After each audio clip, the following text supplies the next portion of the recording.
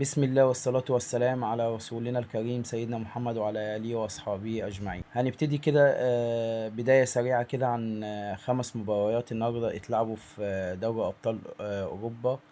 بجد في ماتشات الواحد اتفرج عليها من المتعة بتاعتها ما كانش عايزها تخلص.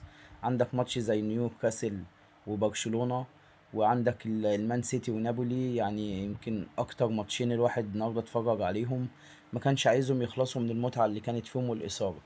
هنبتدي أول مباراة كانت في دوري أبطال أوروبا النهاردة. كوبنهاجن وليفركوزن 2-2. المباراة التانية كلوب بروج وموناكو 4-1 لكلوب بروج.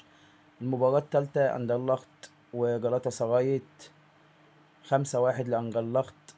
المباراة الرابعة سبورتنج لشبونة وكرايت 4-1 لسبورتنج لشبونة. المباراة الخامسة نيوكاسل يونايتد وبرشلونة 2-1 لبرشلونة. المباراة الأخيرة والمهمة بالنسبة لكل واحد بيعشق المان سيتي والدوري الإنجليزي ويعتبر من أقوى الدوريات في العالم، المان سيتي ونابولي 2-0 المان سيتي.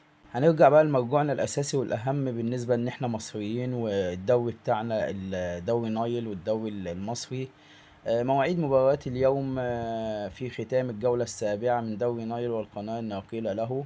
تختتم اليوم الجمعة منافسات الجولة السابعة من مسابقة دوري نايل بإقامة 3 مباريات قوية ومواجهات قوية جدا، حيث يصطدم الأهلي بفريق سيراميكا كليوباترا، الفريق المحترم اللي فيه قائمة من اللاعبين الجميلة جدا.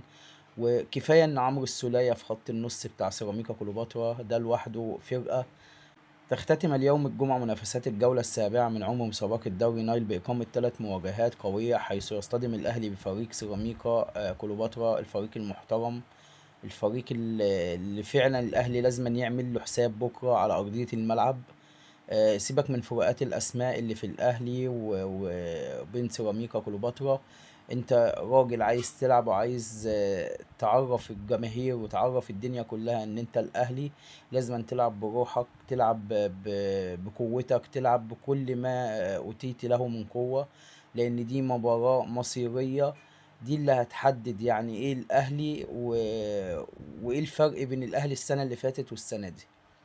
ويحل فريق حرس الحدود ضيفا على سموحة، ويلتقي وادي دجلة المنتشي بالانتصارات مع طلائع الجيش. موعد مباراة وادي دجلة وطلائع الجيش في تمام 5 مساء. يحل فريق طلائع الجيش ضيفا على نظيره وادي دجلة في المباراة التي تجمع الفريقين على استاد السلام، حيث يبحث كل منهما عن مواصلة رحلة الانتصارات بعد العروض القوية التي قدمهما في الجولة الماضية. يستضيف فريق سموحة في تمام 8 مساء نظير حرس الحدود في مواجهة ساحلية مثيرة جدا بين أبناء الأسكندرية واهم والتي حاجه تقام على تصلي على استاد النبي. برج العرب، حيث السلام يبحث كل عليكم ورحمه منهما الله عن وبركاته. الفوز وحصد ال3 نقاط لتحسين أوضاعه في جدول ترتيب الدوري المصري.